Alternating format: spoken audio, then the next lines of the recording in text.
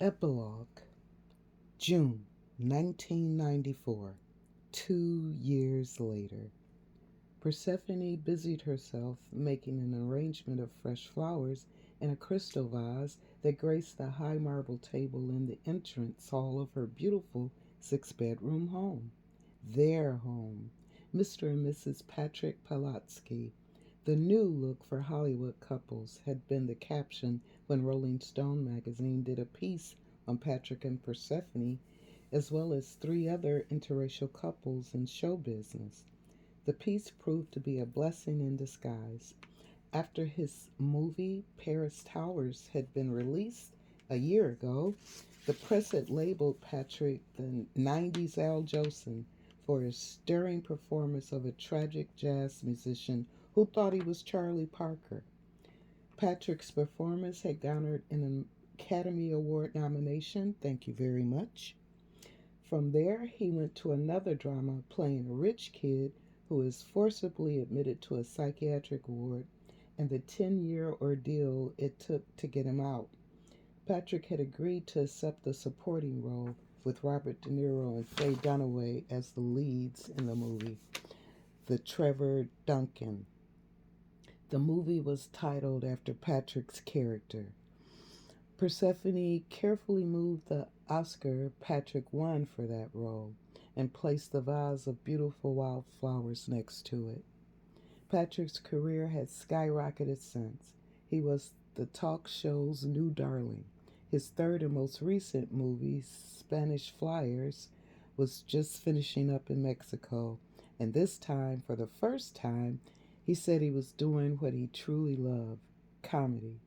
Panther Studios paid him a whopping $25 million for a two-picture deal, with Patrick also receiving a percentage of the gross.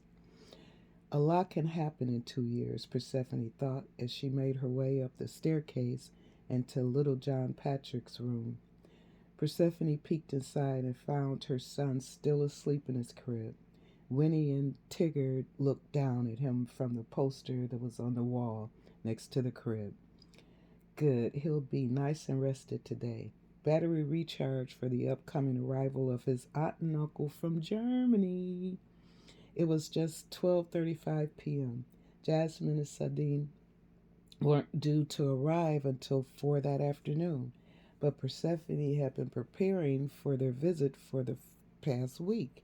As soon as Jasmine had called to say they were coming, it was close to Jasmine and Sadine's 2 year wedding anniversary, and Jasmine has said she wanted to spend some time in America with her sister.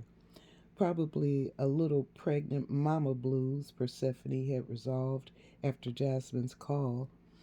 Persephone thought she understood. She knew if she lived in Germany so far away from family and old friends at such a special time in her life, she'd be depressed too.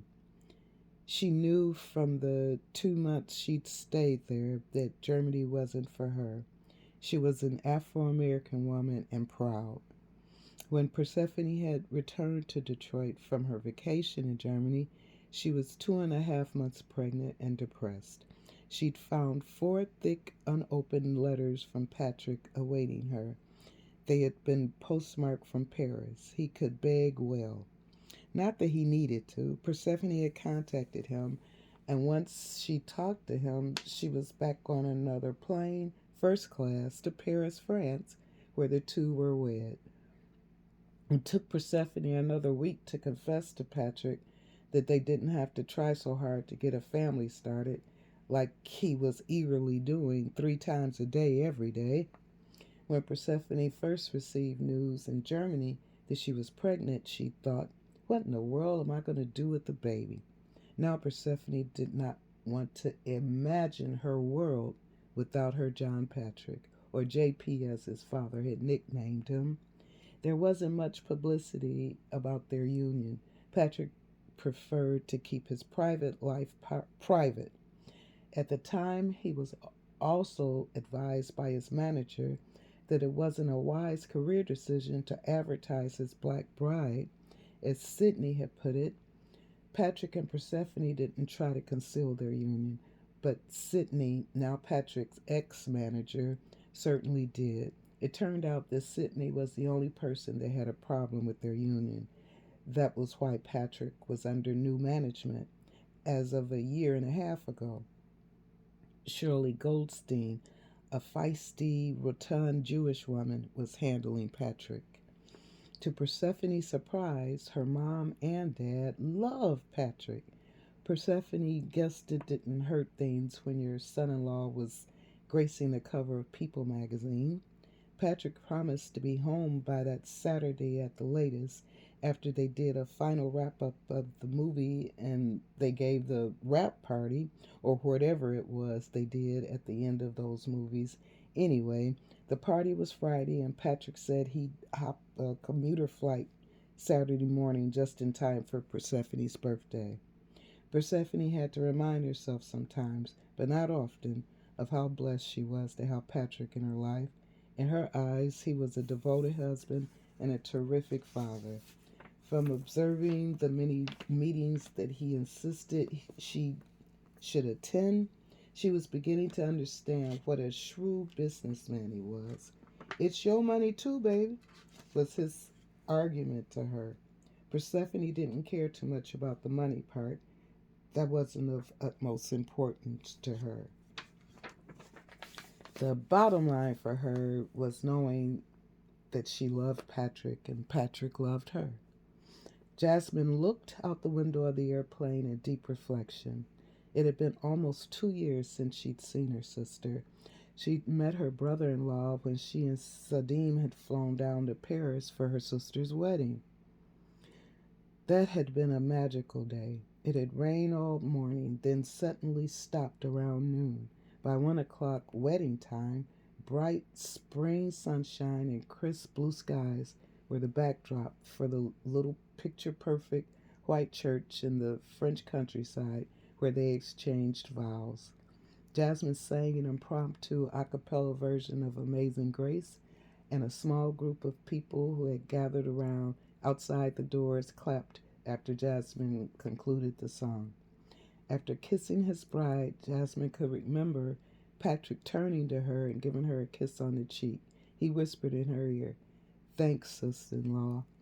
Patrick seemed like cool people, Jasmine had concluded.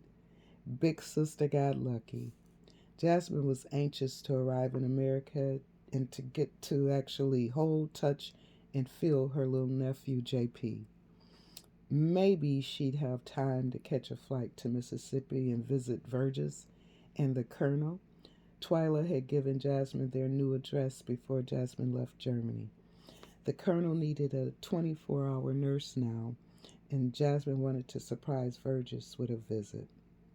Jasmine called Persephone in America, and Persephone would call Jasmine in Germany at least once a week.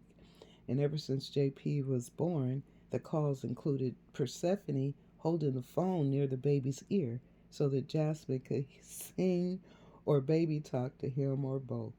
If nothing else, she wanted JP to know his auntie's voice. All Jasmine had was photographs.